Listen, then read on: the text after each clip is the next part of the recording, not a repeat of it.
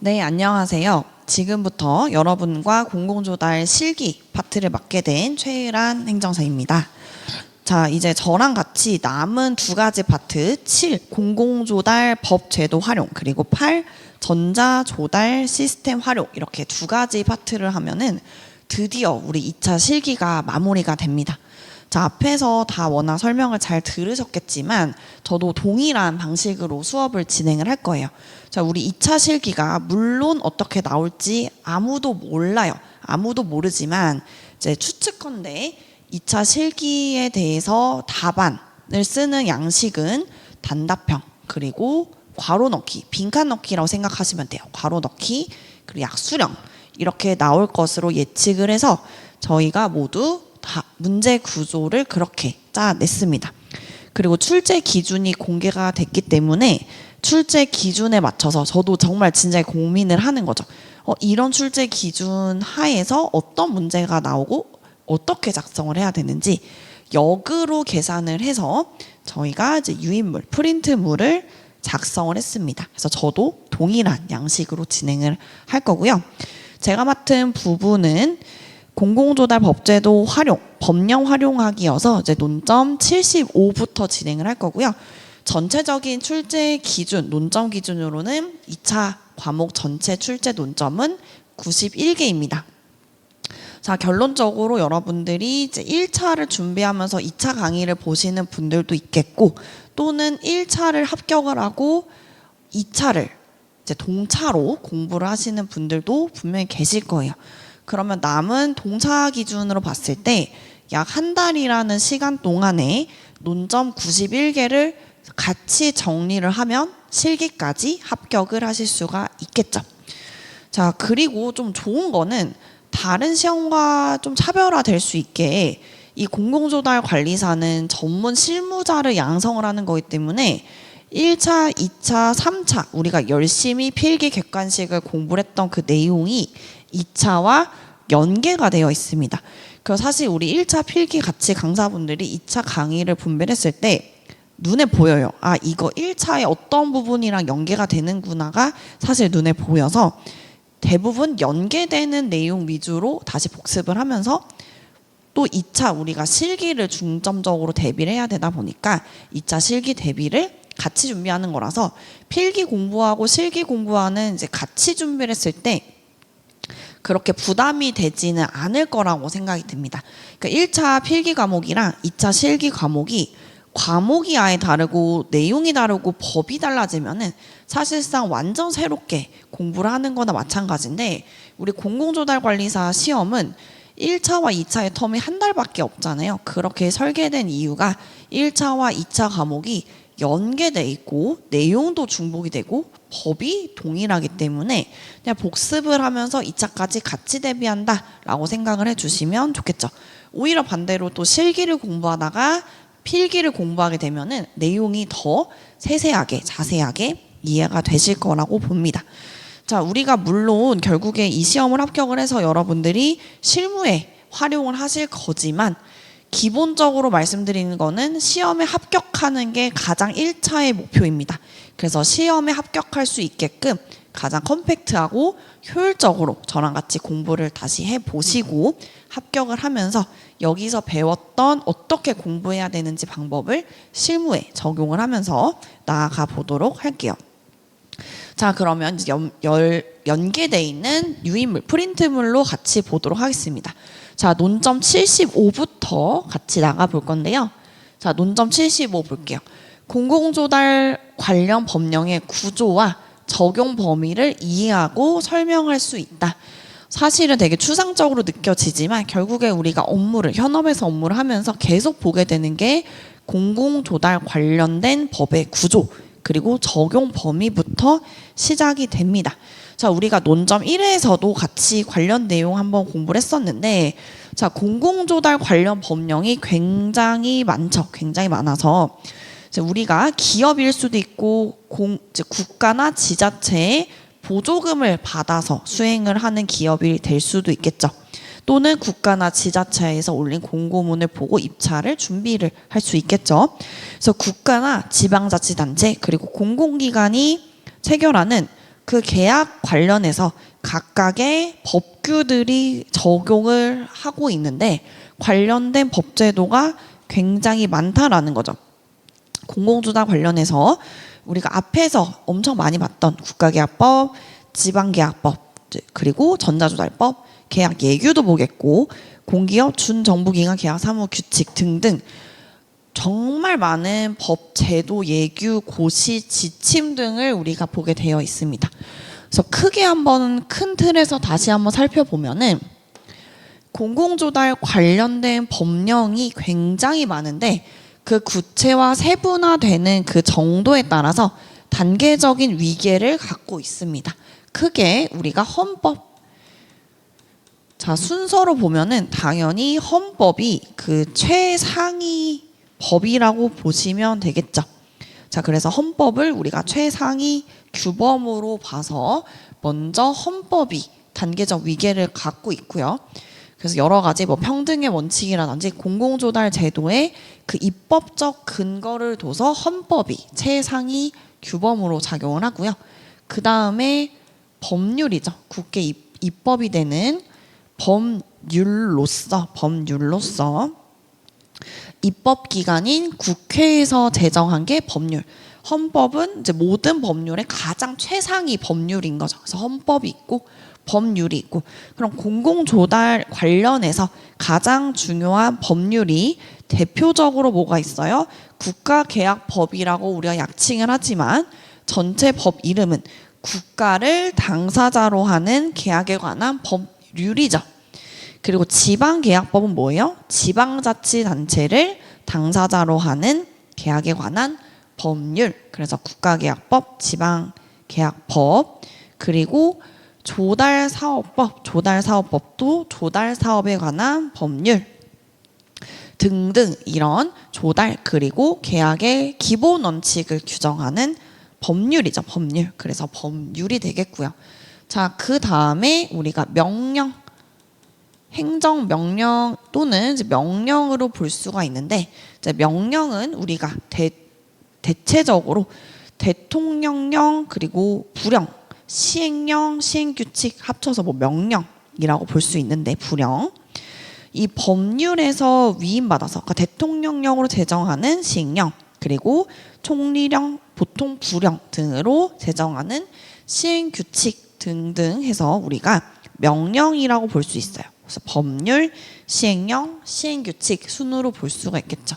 그래서 이 3번은 우리가 큰 틀에서 명령이라고 볼 수 있고요. 이 법률과 명령을 다 합쳐서 우리가 법령이라고 부르기도 합니다. 그래서 헌법, 법률, 명령. 자, 그 다음에 이제 네 번째로 조례. 이 지방자치단체의 자치법에 해당하는 조례죠. 자, 논점 1에서도 배웠던 내용입니다. 그래서 비슷하게 논점 1에서 우리가 공공조달 참가를 위해 관련 고유 법령, 일반 제도를 확인하죠. 그리고 논점 75에서 이 공공조달 관련 법령 구조 적용 범위를 이해하고 설명할 수 있다기 때문에 1과 연계해서 같이 복습해 볼게요. 헌법, 법률, 명령, 조례, 그 다음에 규칙, 순회, 구조라고 보시면 돼요. 그래서 크게는 공공조달 관련 법령의 구조를 한번 우리가 설명한다, 이해한다, 써본다라고 하면은 헌법, 법률, 명령, 조례, 규칙 이렇게 볼 수가 있겠죠. 조례, 규칙 순이다. 자, 그러면 관련해서 한 번 더 내용 살펴보면은 내용 한번 살펴볼게요.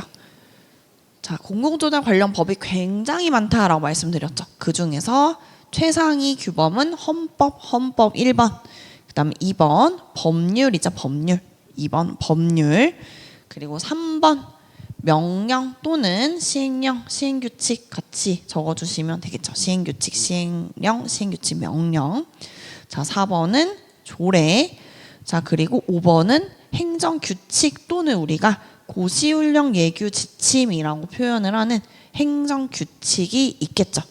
자, 그래서 이 법률 헌법은 우리 국회에서 입법이 된다라고 볼 수 있고 대통령령 그리고 시행규칙은 보통 총리령, 부령으로 총리령 또는 부령으로 시행 규칙이 있고요. 조례 마지막 행정 규칙은 훈령, 지시, 예규, 고시와 같은 실무의 세부적인 기준이 되면서 행정기관 내부의 사무 규칙이에요. 그래서 이것도 행정기관 내부의 사무 규칙이다. 자, 이게 왜 중요할 수밖에 없냐? 당연히 법적으로도 너무 중요하고 헌법, 법률, 명령, 시행령, 시행규칙, 조례, 고시훈령, 예규, 지침 이거를 다 봐야 되냐? 다 봐야 됩니다. 우리가 지금 공부할 때는 이제 큰 어디로 찾아가야 되는지 볼 수 있지만 업무를 하게 되면은 관련된 조문을 다 찾아보면서 확인하면서 우리가 업무를 수행을 해야 돼요. 수행을 해야 된다. 자, 그래서 크게 위계 구조는 다음 같습니다. 헌법, 법률, 명령, 조례, 규칙 이렇게 나눠봤고요. 자, 그 다음에 법령의 구조 또 관련돼서 이게 일반적으로 가장 큰 틀에서 우리가 공부한 법령이 있고요. 추가적으로 전략적 조달과 관련해서 개별 지원 법령 등이 있었죠. 전략적 조달 관련해서 개별 지원 법령이 있습니다. 같이 한번 살펴보면은 자, 우리 조달이라고 하는 공공조달이라고 하는 이제 목적이 있죠. 공공조달의 목적상 그 특정 정책 목적이라든지 조달 수단을 효율화하기 위해서 다른 법령들이 병행해서 같이 적용이 된다는 거죠. 그래서 조달 전문 법령 또 추가적으로 뭐를 볼 수 있냐면 그러니까 공공조달 관련된 법령이 워낙 많다 보니까 대표적으로 또 뭐가 있어요? 조달사업법이라는 게 있죠. 조달사업법 뭐예요? 조달사업에 관한 법률이죠. 조달사업법. 조달사업에 관한 법률. 그래서 예를 들어서 조달사업법 같은 경우에는 조달청의 업무 수행 근거로서 우리가 공부를 해야 되는 법령이죠. 조달사업법. 앞에서도 공부를 했었죠. 조달사업법. 조달사업에 관한 법률이고요. 전자조달법은 자, 우리가 기본적으로 조달 사업을 했을 때 나라장터라고 하는 시스템을 쓰기 때문에 나라장터라고 하는 국가종합전자조달 시스템을 운영하고 전자입찰 의무화를 하는 근거로서 조달 사업에 관한 법률인 조달사업법뿐만 아니라 전자조달법, 전자조달의 이용 및 촉진에 관한 법률, 전자조달법도 관련 전문 법령인 거죠.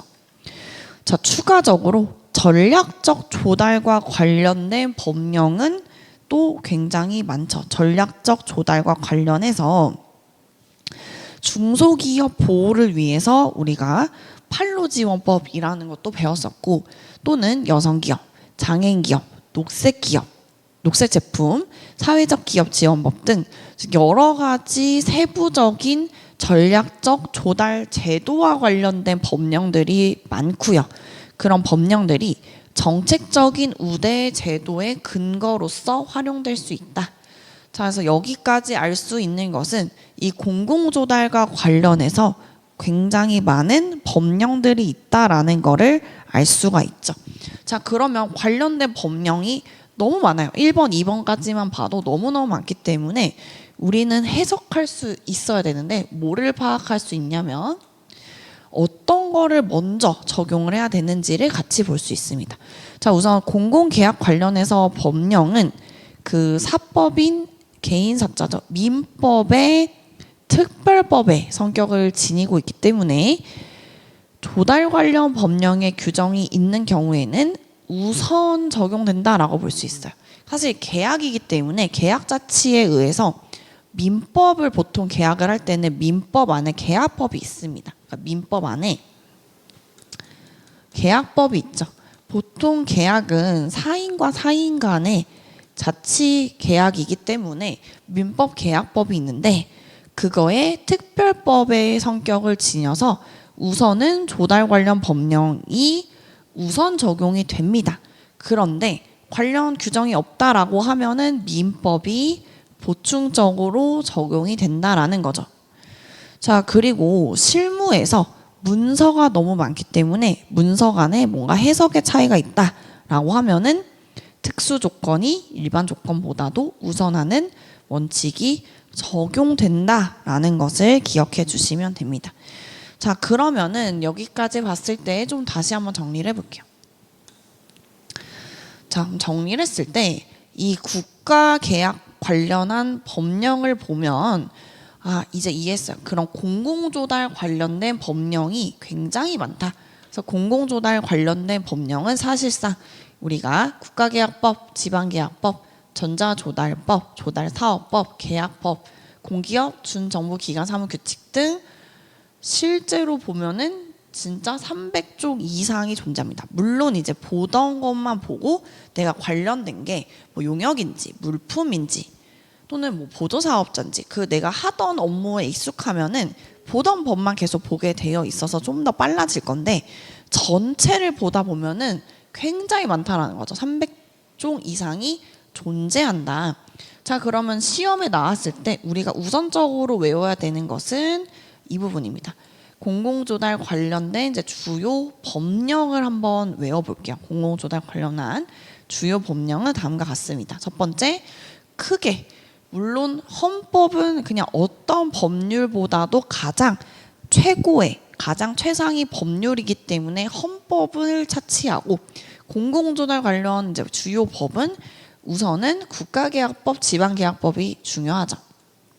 그래서 국가를 당사자로 하는 계약에 관한 법률, 그러니까 계약에 관련된 법, 계약을 국가와 계약을 하는 거죠. 국가와 계약을 하는데 대표적으로 중앙행정기관 등 국가기관 같은 경우에는 국가계약법이 적용이 되는 거죠. 국가계약법이 적용된다. 이제 예를 들어서 중앙기관인 거죠. 중앙기관 등. 자, 그래서 국가를 당사자로 하는 계약에 관한 법률은 국가계약법. 지방자치단체를 당사자로 하는 계약에 관한 법률 지방계약법. 자, 그러면은 우리가 기업, 조달 기업의 입장에서 업무를 수행을 했을 때 이 공고문에 내가 입찰을 들어가려고 했는데 국가계약법이 적용이 되는 건지 지방계약법이 적용이 되는 건지 그거부터가 시작이라는 거죠. 시작. 실제로 그렇습니다. 그래서 나중에는 이런 게 기본 베이스가 되다 보니까 입찰 공고문 쭉 내려다 보면은 써 있어요. 국가계약법 적용을 받는다, 지방계약법을 적용받는다가 이해가 되는 거죠. 왜 이건 지방계약법 적용한다는 거지? 왜 이거는 국가계약법에 적용된다는 거지? 그 관련된 법령의 조문이 다 다르기 때문입니다. 자, 세 번째 조달사업법이죠. 조달사업에 관한 법률 조달사업법. 자, 그리고 4번 전자조달의 이용 및 촉진에 관한 법률 전자조달법. 자, 우리가 물론 줄여서 실무적으로는 국가계약법, 지방계약법, 조달사업법, 전자조달법, 계약계획 이렇게 실무적으로는 부르지만 그래도 지금 우리가 보고자 하는 것은 시험입니다. 시험. 법에 근거한 국가 기술 자격 시험을 보는 거기 때문에 시험 답안지를 쓸 때는 사실 약어를 쓰는 게 안 좋아요. 약어는 지양하고 약어가 아닌 전체 문장을 쓰는 게 좋습니다. 그리고 5번 공기업 준정부기관 계약사무규칙. 6번 계약예규가 공공조달 관련 주요 법령으로서 우리가 공부도 하고 실제로 나중에 여러분들이 기업 내부에서 업무를 할 때도 우리 지금 봐야 되는 또는 적용해야 되는 법이 어떤 거를 적용해야 되는지를 알 수가 있겠죠. 자, 그래서 또 추가적인 업무 내용 한번 문제 내용 보도록 할게요. 자, 5번 국가법령정보센터 볼게요. 국가법령정보센터 굉장히 중요합니다. 자, 현재 300종 이상 솔직히 굉장히 많고요. 저도 거의 업무가 질문 들어오거나 자문을 해줄 때 공고 관련해서 공고 기간 그리고 뭐 규격서 내용이라든지 이런 거 해도 되냐라는 질문, 검토 자문 요청이 들어오면은 저도 당연히 그때그때 법을 엄청 많이 봅니다. 계속 개정이 되고요. 저도 그럼 어떤 법을 따라야 되는지를 체크를 해야 되기 때문에 법령을 엄청 많이 봐요. 엄청 많이 보는데 여러분들도 법령을 볼 때 뭐를 보게 돼 있냐? 국가법령정보센터라는 법을 보게 돼 있어요. 그래서 반드시 이 사이트를 우리가 PC, 컴퓨터라고 하면은 즐겨찾기에 추가가 돼 있어야 되고요. 저도 되어 있고 어플도 따로 있습니다. 그래서 저는 급하게 이동하다가 전화 받거나 급히 되게 빠르게 확인해야 될 때는 어플로도 볼 수 있고요. 그리고 노트북으로도 볼 수 있고요. 이 국가법령정보센터에 들어가면 내가 자주 보는 법령도 즐겨찾기로 추가를 할 수 있어요. 그래서 빠르게 볼 수 있게끔 초기 세팅을 해주시면 좋습니다. 그래서 국가법령정보센터라고 하는 곳은 현재 국내 모든 법령, 법률, 명령, 규칙 등 법령, 그리고 자치 법규, 조례 등 그리고 행정규칙, 고시, 지침, 예규, 판례, 해석 사례 정보까지 종합적으로 제공하는 곳이 이제 국가법령정보센터이고요. 법제처에서 운영을 합니다. 법제처에서 운영을 하고 있고요. 국가법령정보센터 www.로.go.kr이죠. 그래서 이거 지금 강의 듣고 계신 분, 인터넷을 보고 있다, 강의를 듣고 있으면 한번 사이트를 검색을 해서 바로 즐겨찾기에다가 추가를 하세요. 나중에 이 시험이 끝나고 그거 뭐였지? 생각하실 수 있기 때문에 한번 사이트를 바로 옆에다가 띄워서 입력을 해보신 다음에 바로 즐겨찾기를 추가를 해보세요. 국가법령정보센터 법제처 거고요. 인터넷 사이트로 바로바로 찾을 수가 있다. 법령 정보를 활용할 수가 있어요. 그래서 기본적으로 다른 것도 다 봐요. 예규도 보고 고시도 보고 지침도 보고 다 보거든요. 그런데 가장 많이 보는 거는 단연코 국가계약법, 지방계약법 관련해서 보게 되어 있죠.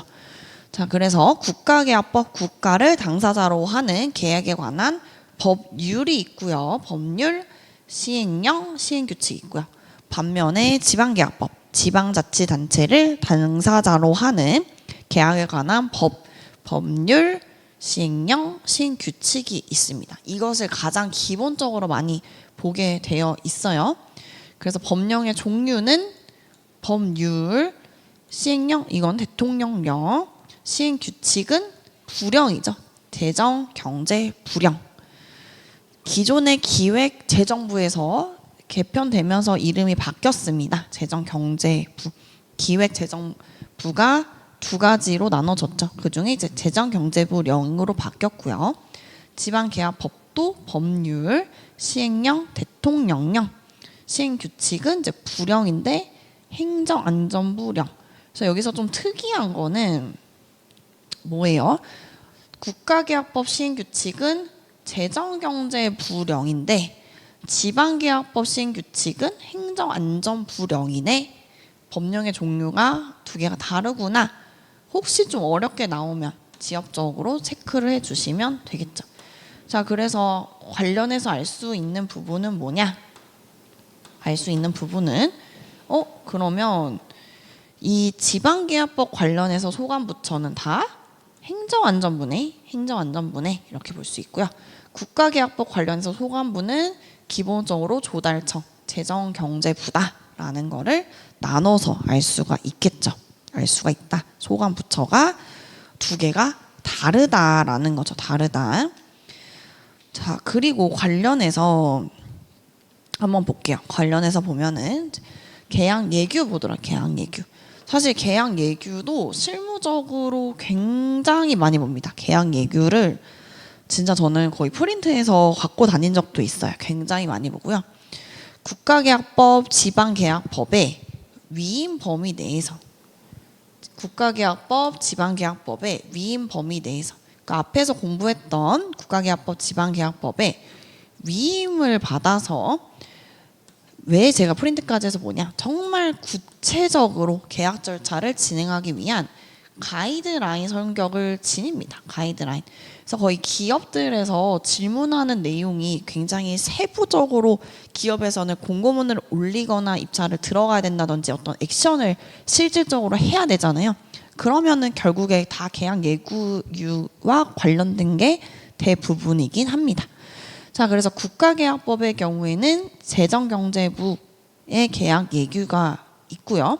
지방계약법의 경우에도 행정안전부 예규로 행정규칙이 두 가지 종류가 존재한다. 자, 그래서 우리가 알아야 되는 부분은 뭐냐? 계약 예규라는 것은 국가계약법, 지방계약법 위임 범위 내에서 구체적인 계약 절차를 진행하기 위한 가이드라인 성격을 지닌다. 그러니까 계약이니까 국가계약법, 지방계약법 위임을 받아서 가이드라인의 성격을 지니는 게 계약 예규구나, 이렇게 이해를 해주시면 좋겠죠. 자, 그러면 관련해서 다음 페이지 한번 넘겨볼게요. 자, 그럼 공공계약법에 대해서 쭉 같이 공부를 해봤죠. 공공계약법. 자, 만약에 조금 더 왜 이런 걸 공부해야 되는지를 한번 같이 살펴보면은 공공조달이라고 하는 것을 우리가 지금 해야 되죠. 공공조달을 해야 되는데 구체적으로 실행하기 위해서는 계약과 관련해서 법에 근거해서 해야 된다라는 거죠. 그래서 기본 법률은 크게 국가계약법과 지방계약법이죠. 헌법은 차상위 법률이지만 크게 법 두 가지 중요한 틀이 국가계약법 그리고 지방계약법이라는 거예요. 자, 그래서 이 국가계약법은 국가, 중앙행정기관과 소속기관 등 국가기관에 적용되는 법률이 국가계약법이고, 지방계약법은 지방자치단체와 그 소속기관, 학교기관 등 지방자치단체에 적용되는 법률이고요. 두 가지를 합쳤을 때 우리가 공공계약법이라고 보통 얘기를 합니다. 그래서 공공조달에 관련된 법령은 굉장히 많고요. 공공조달에 관련된 주요 법령이 국가계약법, 지방계약법, 조달사업법, 전자조달법, 공기업 준정부기관 계약사무규칙, 계약예규 등등등이 있다라고 하면은 크게 공공계약법이 뭐냐라고 했을 때는 두 가지라는 거죠. 공공계약법, 공공조달을 구체적으로 실행하기 위해서 계약과 관련된 기본 법률은 크게 두 개다. 국가계약법 그리고 지방계약법이다. 국가계약법, 지방계약법이다. 그래서 어떤 걸 물어봤을 때 어떤 거를 쓸지를 같이 정리를 해보는 거예요. 자, 그래서 이러한 두 계약 법률은 국가기관과 지방자치단체 간 공공계약에서 나타나는 그 차별적인 계약 환경과 이행조건 등 그 차이를 반영을 해서 일부 동일한 사항을 서로 다르게 규정하거나 새로운 규정을 추가하는 형태로 제정, 운영하고 있다라는 거죠. 그래서 두 개가 다르다. 국가기관과 지방자치단체 간에 공공계약에서 나타나는 계약 환경 조건 등의 차이를 반영해서 다르게 운영이 되고 있는 거예요. 그래서 따라서 공공계약과 관련해서 다른 법률에서 별도의 내용을 규정하고 있지 않는 한 이 두 가지 국가계약법 또는 지방계약법이 공공조달을 실행하고 관리하는 기준 법률의 역할을 담당한다라고 볼 수 있겠죠. 자, 그래서 공공계약법의 의미와 역할을 다 정리를 하면 의미는 뭐다? 구체적으로 실행하기 위한 계약과 관련한 기본 법률인 국가계약법과 지방계약법이다. 역할은 뭐다? 공공조달을 실행하고 관리하는 기준 법률이다. 이게 역할이라는 거죠. 기준 법률. 그러니까 크게 두 줄기인 거, 두 줄기. 그래서 기준 역할을 담당한다라고 볼 수 있죠. 자, 그러면 이어서 이제 문제풀이를 해볼 건데, 강의를 듣고 계신다라고 하면은 문제풀이를 그냥 듣고 있으면 제가 문제 푸는 거를 사실 구경하는 것밖에 안 돼요. 그냥 팔짱 끼고 구경하는 것밖에 안 되기 때문에 한번 일단 밑에를 가리시고 포스트잇이나 다른 이제 A4 용지를 대서 우선 가려보시고 써보세요. 그리고 문제를 저랑 같이 풀었을 때 더 쏙쏙 들어오실 거예요. 안 그러면 그냥 제가 문제 푸는 거 구경하면 아 그렇지 그렇지 그렇지 하고 넘어가요. 그러면 당연히 뭐가 문제냐? 내가 안다고 착각을 할 수가 있어요. 그래서 반드시 멈춰서 당연히 틀려도 되죠. 왜냐면 지금 모르니까. 그래도 한번 지금 이 수업을 들었을 때 문제풀이가 나오는지 아니면 내가 좀 잘못 알고 있었구나를 먼저 체크를 해보시고 그 다음에 저랑 같이 문제를 풀어보도록 할게요. 자, 저는 일단 바로 나가보도록 할게요. 자, 우리 문제는 5문제로 구성이 되어 있고요. 단답형, 빈칸, 가로 넣기, 그리고 약수령으로 제가 무작위로 구성을 해보았습니다. 자, 1번부터 볼게요. 국내의 모든 법령, 자치법규, 행정규칙, 판례, 해석사례, 정보를 종합적으로 제공하는 국가법령정보센터를 구축 운영하는 행정기관은 이렇게 물어봤어요. 자, 그러면 내가 국가법령정보센터는 앞에서 외웠을 수 있죠. 논점 1에서. 그래서 이건 좀 제가 꼬아서 법제처다. 법제처. 그래서 법 관련해서니까 법제처구나. 그러니까 두 가지를 사실 세트로 외워주시면 좋아요. 국내의 모든 법령, 자치법규, 행정규칙, 판례, 해석 사례를 어디서 볼 수 있느냐? 법제처의 국가 법령 정보 센터라는 거죠. 국가 법령 정보 센터. 자, 그래서 법제처의 국가 법령 정보 센터를 같이 외워야 돼요. 자, 2차 시험은 펜 한 자루와 나의 몸, 수험생분들의 머리와 몸과 펜 한 자루를 들고 들어갈 거기 때문에 보고 바로 알아야 돼요. 보고 알아야 되기 때문에 지금 이 시간에 따로 외워야지 생각하지 말고 지금 같이 외울게요. 국내 모든 법령, 자치법규, 행정규칙, 판례, 해석사례 다 어디 있다? 법제처의 국가법령정보센터. 그러니까 국가법령정보센터가 나올 수도 있고요. 법제처가 나올 수도 있겠죠. 법제처의 국가법령정보센터를 같이 외울게요. 같이. 자, 그러면 이제 2번 볼게요. 2번. 국가계약법 그리고 지방계약법의 위임 범위 내에서 국가계약법, 지방계약법의 위임 범위 내에서 구체적인 계약 절차를 진행하기 위한 가이드라인 성격을 지닌 행정규칙은 뭐냐? 행정규칙은 뭐냐? 정답은 계약 예규라는 거죠. 예규. 자, 그래서 우리가 앞에서 헌법, 법률, 명령, 시행령, 시행규칙, 시행령, 시행규칙, 조례, 행정규칙, 행정규칙, 고시훈령, 예규, 지침. 자, 그럼 큰 틀에서 헌법은 그냥 다 1위 짱이고 이 법률 명령 해서 우리가 크게 공공계약법이 뭐라고 말씀드렸어요?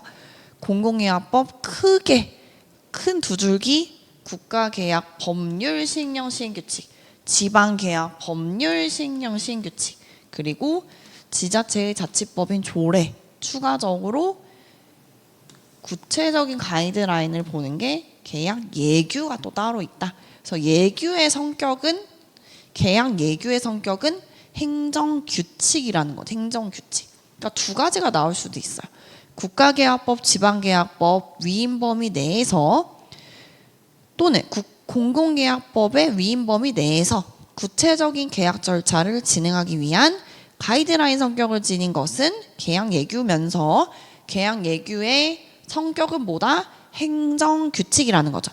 그래서 문제를 풀어서 답만 딱 우리가 아는 게 아니라 이렇게 나올 수도 있고 이렇게 나올 수 있고 이게 성격이 뭔지도 같이 한번 우리가 파악해 볼 수가 있겠죠. 그래서 계약 예규면서 동시에 성격은 뭐다? 행정규칙이다라는 것까지 두 가지 알 수 있었죠. 자, 그 다음에 문제 3번 같이 볼게요. 3번. 지방계약법에 소관 부처를 쓰세요. 지방계약법은 법령을 생각해보면 법률, 시행령, 시행규칙에 소관 부처는 동일하게 행정안전부였죠. 행정안전부. 그래서 이거 따로 기억을 해 줄게요. 행정안전부다. 자, 그 다음에 문제 4번 볼게요. 괄호 넣기, 빈칸 넣기 한번 볼게요. 국가계약법의 경우에는 뭐의 계약예규가 존재할까? 뭐의 계약예규가 존재할까? 국가계약법의 소관부처를 한번 생각을 해보면은 재정, 경제, 부의 계약예규가 존재하며 지방계약법 같은 경우에는 뭐가 존재한다? 행정안전부 예규가 계약 관련 행정규칙이 존재를 한다라는 거죠. 행정규칙이 존재한다. 자, 그래서 국가계약법은 재정경제부의 그 계약 예규가 17개나 있었고 지방계약법 같은 경우에는 행정안전부 예규가 2개가 있었죠. 그래서 뭐 그런 숫자까지 기억하기는 그렇게까지 나올 것 같지는 않고요. 크게 국가계약법은 재정경제부 계약 예규, 지방계약법 같은 경우에는 행정안전부 예규가 있습니다. 행정안전부의 예규로 이것도 계약 관련 행정규칙이다. 그래서 두 가지 같이 기억을 해주시면 되겠고요. 자, 그 다음에 약수령. 우리가 계속 공부를 했었는데 공공조달 관련한 주요 법령을 4가지 이상 기재하세요. 기재하세요라고 하면은 뭐 당연히 헌법을 써도 맞는 말이지만 실제로 우리가 업무를 할 때 여러분들이 결국에 많이 볼 법들은 다음과 같습니다. 자, 1번. 국가를 당사자로 하는 계약에 관한 법률. 괄호 열고 국가계약법. 자, 2번. 지방자치단체를 당사자로 하는 계약에 관한 법률. 지방계약법. 3번. 조달사업에 관한 법률, 조달사업법. 4가지 이상이니까 4가지 써도 되겠죠. 4번. 전자조달의 이용 및 촉진에 관한 법률, 전자조달법. 5번. 공기업 준정보기관 계약사무규칙. 6번. 계약예규. 등등등 사실 엄청 많겠죠. 엄청 많겠지만 4가지 이상이면 기본적으로 요거 4개. 국가계약법, 지방계약법, 조달사업법, 전자조달법 요 정도는 기본적으로 써줄 줄 알아야 된다. 실제로 업무하실 때도 중요하기 때문에 이렇게 문제를 구성해 보았습니다. 자, 그래서 결론적으로 우리 논점 출제 기준 75 공공조달 관련된 법령의 구조, 적용 범위 이해하고 설명할 수 있고요. 되게 명확하게 문제가 나올 거기 때문에 이제 관련돼서 전체적으로 배우고 문제가 나오면 쓸 수 있게끔 내용을 우리가 현출할 수 있게끔 핵심적인 내용을 정리해 보도록 할게요. 자, 그다음 다음 페이지로 넘어가 보시면 논점 76 보도록 할게요. 논점 76.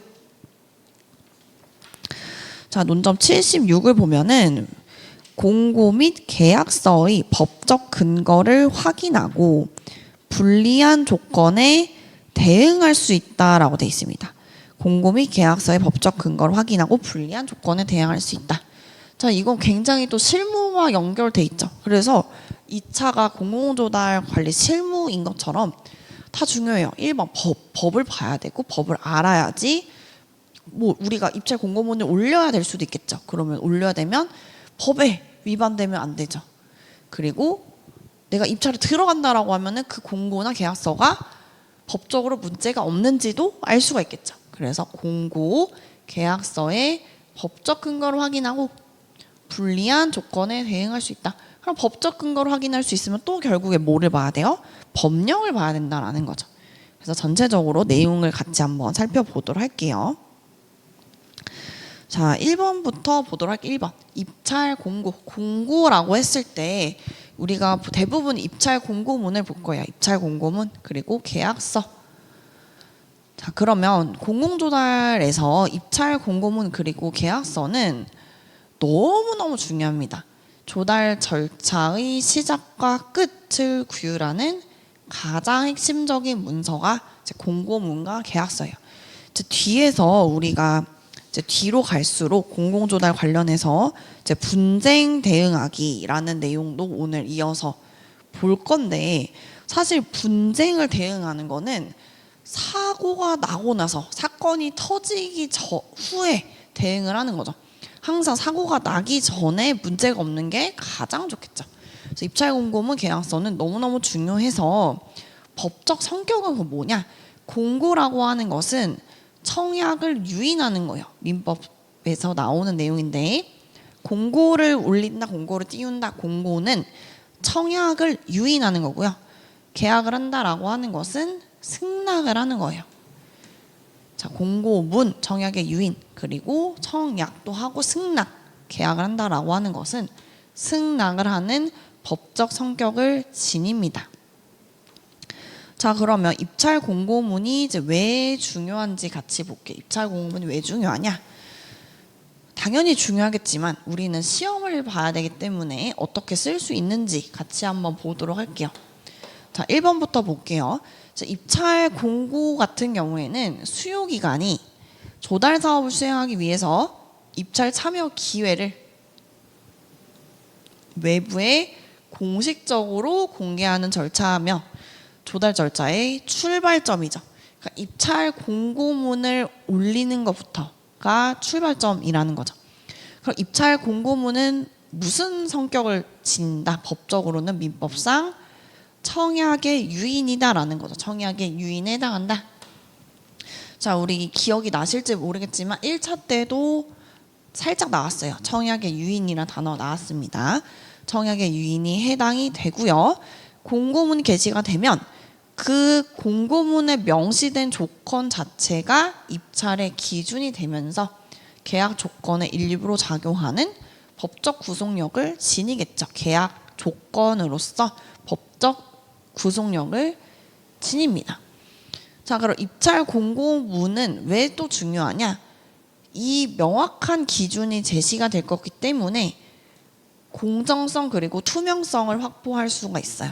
대표적으로 입찰 참가 자격, 평가 기준, 계약 조건들을 명확하게 공개를 하기 때문에 공정하기도 하고 행정의 투명성을 확보할 수 있어서 공고문이 중요합니다.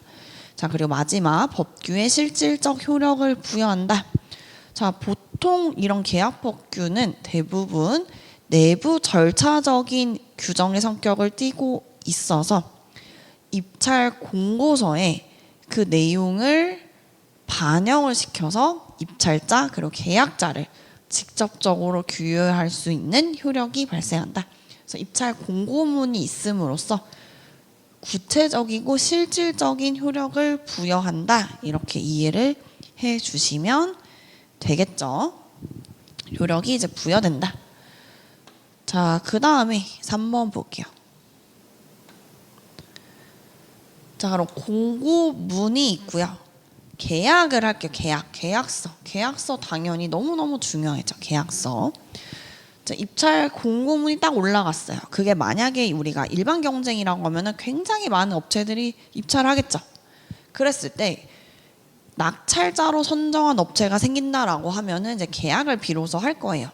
계약서라고 하는 것은 낙찰자로 선정된 업체와 수요 기관이 계약 조건에 이제 합의를 해서 권리와 의무를 규정하는 법적 구속력이 있는 문서가 계약서라는 거죠.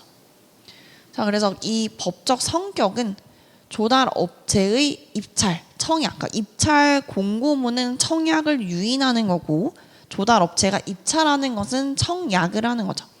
그 청약에 대해서 발주 기관이 낙찰을 선언해서 계약서에 기명 날인하거나 또는 서명을 하는 방식으로서 승낙을 하는 거죠. 법적으로 승낙을 함으로써 계약이 확정된다라는 거죠. 확정. 그래서 계약을 한다라고 하는 것은 청약에 대해서 이제 승낙을 하는 거고요.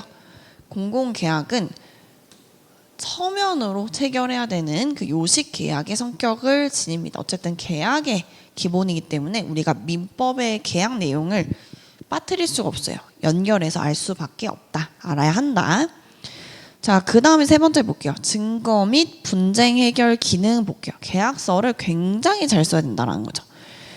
양 당사자가 합의했다라고 하는 증거가 뭐예요? 다 계약서. 계약서 없으면은 안 되죠. 증거고요. 나중에 뭔가 이견, 다른 의견이 발생했다라고 하면은 또는 이행 과정에서 이거 아닌데 뭔가 바뀌었어요. 그러면 다시 계약서를 확인하죠. 분쟁이 생겼을 때 그 기준이 되는 게 계약서라는 거죠. 그래서 계약서가 중요하다는 거는 모두가 알고 있지만 그만큼 계약서는 증거, 우리가 계약을 했다라고 하는 증거가 되면서 나중에 분쟁 해결이 되는 그 기준이 된다는 거죠. 그리고 그 계약 내용에는 위험 관리 그리고 이행을 담보하는 내용도 당연히 써야 돼요. 계약을 이행하면서 발생할 수 있는 여러 가지 위험이 있을 수 있겠죠. 그거를 누가 어떻게 부담할지도 명시를 해야 되고 계약 보증금이라든지 지체 상금 규정을 통해서 그런 규정이 없으면 계약 성실한 계약 이행을 강제할 수 있는 수단이 없을 수 있겠죠. 그래서 위험 관리, 그러니까 계약 이행과 관련해서 위험 관리 그리고 성실한 계약 이행을 담보할 수 있고 강제할 수 있는 것도 계약서의 기능입니다. 자, 그럼 계약서에는 필수 기재사항이 대표적으로 8개가 들어가야 되는데 어떤 법을 따르느냐에 따라서 국가계약법을 따를 수 있고 지방계약법을 크게 따를 수 있겠지만 그런 법령 등에 따라서 이 계약을 쓰는 목적, 금액 중요하죠. 기간 중요하죠.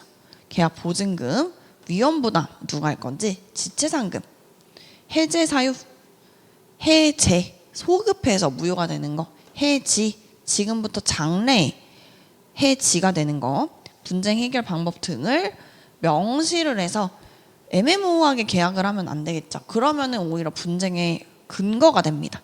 그래서 명확하게 명시를 해서 기재사항을 명확화해서 계약의 불확실성 자체를 제거하는 것이 가장 좋겠죠. 불확실성을 제거한다.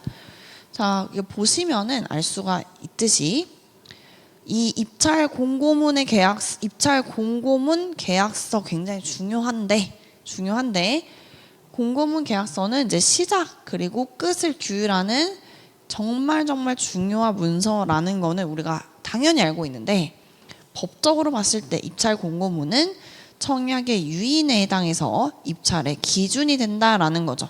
그게 중요하다라는 거고 계약서는 낙찰자로 선정된 업체와 계약 조건을 합의해서 권리와 의무를 규정하는 법적 구속력이 있는 문서이면서 법적 성격은 승낙의 성격을 지니고 계약이라고 하는 것은 승낙의 성격을 지니고요.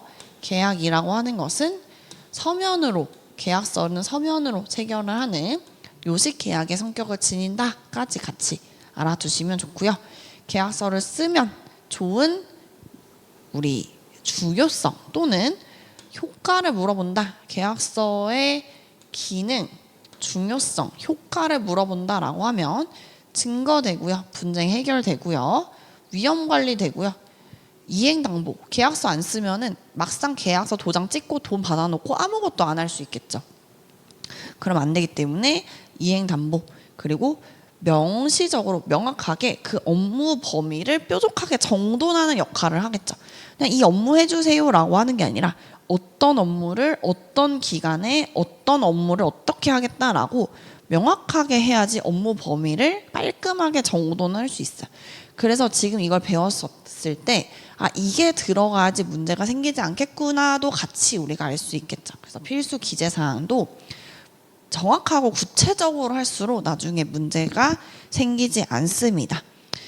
자, 이렇게 해서 우리가 1강에서는 저랑 함께한 1강에서는 이 논점 어떻게 진행할 건지 그리고 논점에 대해서 하나씩 같이 공부를 해봤고요. 잠깐 또 쉬었다가 2강부터 이어서 논점 76에 대해서 이론 그리고 문제풀이 이어서 진행하도록 하겠습니다.